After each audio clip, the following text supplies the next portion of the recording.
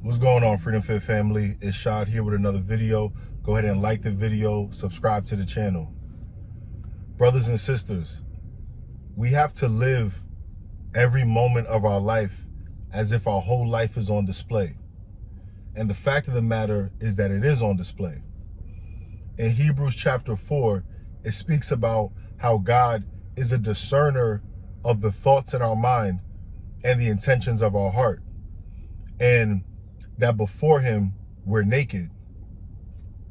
So because we're in the natural man, right? We're human beings. We get caught up in a natural way of thinking as if God isn't God, right? So we'll take inventory of our life and say, oh man, yeah, I haven't watched any, demonic TV shows. I haven't been listening to demonic music. I've been giving to the homeless. I've been reading my Bible. I've been operating in my purpose that God has given me. But inside your mind, you're, I wonder if this is going to work. What if this happens? What if that happens?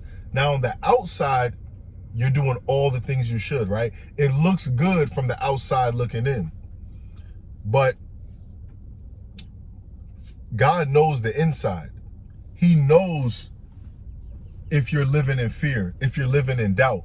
And the issue with that is that it's a disrespect to God when we're not certain about how the outcome of our life will be. Now, when I say that, I don't mean that you know everything that God's going to do.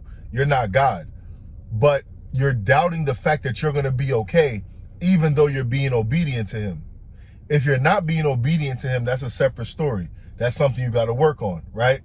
But if you're obedient to him, there's nothing wrong with expecting a desired outcome that is aligned with his word. That will be moving in faith. What is faith? The substance of things hoped for, the evidence of things not seen. So just me believing that it's going to happen, just me knowing that it's going to happen, the substance of that, the material of that is what faith is. And it's the evidence, the proof of things I can't see through the natural eye. But if I'm fulfilling things spiritually, then it's only right. It's only a matter of time. Don't grow weary in well-doing, because for in due season you will reap. He said that because he knows you and I get weary. All right, it's been 2 months. It's been 4 months. I've been going hard. What's going on? Stay the course. Stay locked in. He's got you this far. He sustained you this far. The times you thought that you weren't going to make it through, boom, a miracle comes in. A blessing comes in that gets you over the hump, right? In a certain season, you may have had to work on your humility, and that's what he was probably breaking you down for, so you could learn to depend on him more. But regardless, you're good. You've made it this far. And he's not going to make you look crazy for believing in him. So the outward actions are awesome. They're great and they're necessary, because faith without works is dead. But when you're doing that inventory on yourself, include the things that cannot be seen on the outside by the natural man. And that is your thoughts. You should be living in a place where, okay, let me say this. If you literally reformed your mind right now to only think and expect and be anticipating the desired outcome that you want in life with all joy and gladness, knowing that God will do it, how much better would your peace of mind be right now?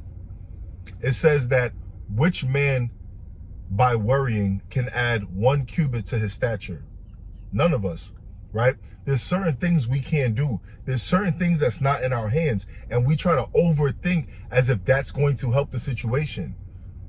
But that overthinking, God sees it and he doesn't like it. How do I know this?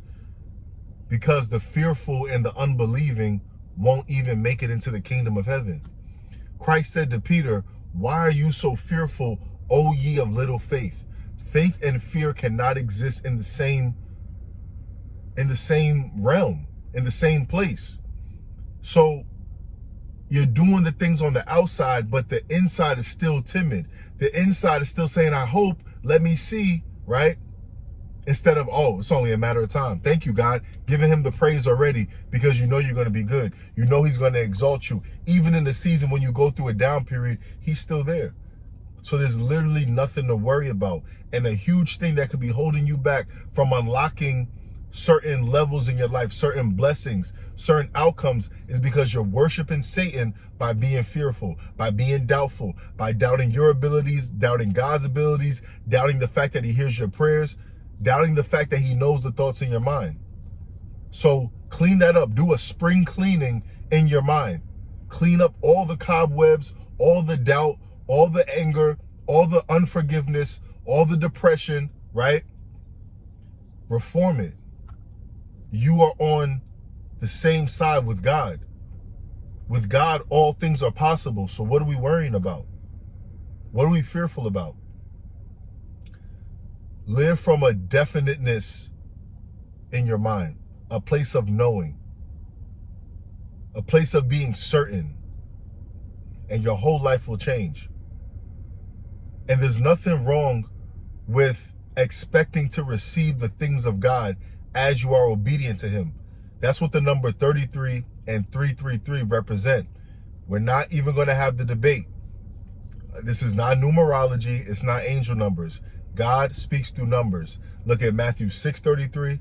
Look at all type of 333 scriptures. Go to chapter 3, verse 33, right? Look, you'll just see it for yourself. If I had my journal, because I write these things down when God shows me numbers. If I had my journal, I would show it to y'all. I would go through it all. But none of this, the numbers themselves don't have the power, right? It's God speaking through it. So as you go to study these numbers, if he's giving you a number, the whole goal is to not get excited when you see the number, but be like, okay, I see what he's saying to me now. Okay, I know what this means. I know what he's saying to me. So I'm saying that to say, though, to keep it on track, if you're being obedient to God, live in a place of knowing that he will come through. He will protect you. He will not forsake the righteous. You will be fine.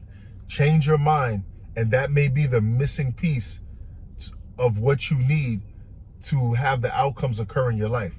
Because he really, I'm not saying that he doesn't bless us because we're not perfect, but I was going to say, like, he can't bless you when you're serving him and serving Satan. Like, I know he's graceful and he still comes through because you're his child, but obedience is better than sacrifice, right? Doing it right the first time is better than saying, my bad, God, have grace on me. He is merciful, but let's do the work up front. Let's reform our minds. Live and act in a way that's coming from a place of, I know that he will come through. I know that this desired outcome will come to fruition. It ain't your job to focus on when and how. Do what you need to do in this moment.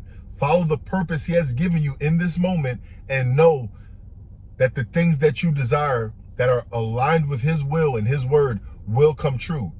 Live in a place where you only see that through your imagination, through the vision in your mind. You only see the desired outcomes. Stop letting negative scenarios intrude and you're being overcome with evil instead of overcoming the evil, right?